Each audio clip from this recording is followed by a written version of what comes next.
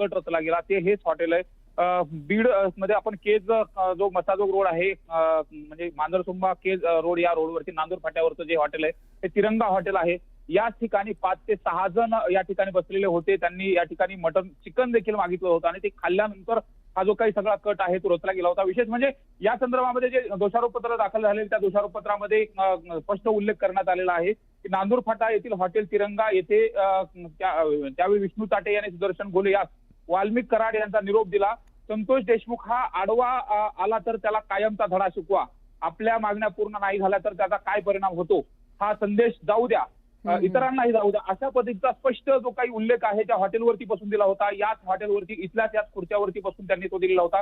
आणि विशेष म्हणजे इथं आल्यानंतर त्यांनी जवळपास 1 ते 1.5 तास ते बसलेले होते। त्यांनी बऱ्याच गप्पा देखील मारत होते आणि ते कशा पद्धतीने त्यांनी कुठली कुठली ऑर्डर दिली होती हे आपण इथं जे हॉटेलचे मालक आहेत त्यांना देखील विचारणार आहे। कसं 8 तारखेला काय झालं होतं त्याला सीसीटीव्ही फुटेज देखील गेलं होतं। 8 तारखेला हे जे सगळे आरोपी आले होते त्यावेळेस त्यांनी काय काय ऑर्डर केलं होतं आणि कशा पद्धतीने मागणी केली होती?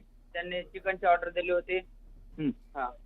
आणि किती जण होते ते आणि कशा पद्धतीनं काय चर्चा वगैरे करत होते, काही ड्रिंक वगैरे केलं होते? कारण की काय जेवण केले आणि ते दिले। किती वेळ थांबलेले होते सगळेजण? अर्धा तास होते। किती जण बसलेले होते सगळे? ते 6-7 जण होते। 6-7 जण होते। आणि कुठून आलेले होते, कोणत्या गाडीने आले होते, काय तसं? हे बात काय माहित नाही, भरपूर गिरायक होतं त्यामुळे काय माहिती नाही। अच्छा, काय ऑर्डर केली होती त्यांनी त्या दिवशी? त्यांनी चिकनची ऑर्डर केली होती। हा। आणि इथं किती वेळ बसले होते नेमकं? अर्धा तास होते। अर्धा ते पाऊण तास जेवण होईपर्यंत बसले होते। आपण पाहतोय हे हॉटेल मालक आहेत का ते याच हॉटेलवरती हे सगळं घडलेलं होतं आणि ह्या हॉटेलच्या माध्यमातून ज्या ठिकाणी बसलेले होते ती जागा देखील दाखवली जातं। हॉटेलच्या समोर त्यांना स्वतंत्र टेबल देखील टाकण्यात आलेले होते।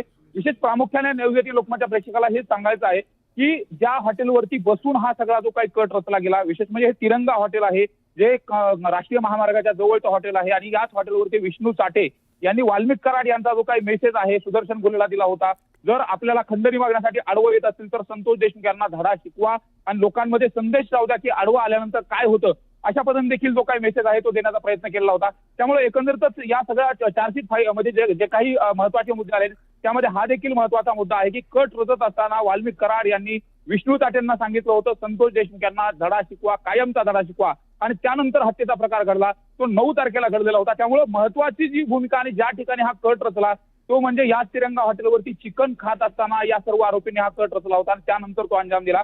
आणि आता हे सर्व जे काही आरोपी आहेत ते सध्या आता जेलमध्ये आहेत। त्यामुळे आता या प्रकरणामध्ये नेमकं ही चार्जशीट ही अत्यंत महत्वाची ठरली गेली आणि यानंतर आता कोर्टामध्ये युक्तिवाद होईल आणि त्यानंतर शिक्षा काय मिळते हे देखील पाहणं महत्वाचं असेल। बरोबर आहे सुरेश, एकूणच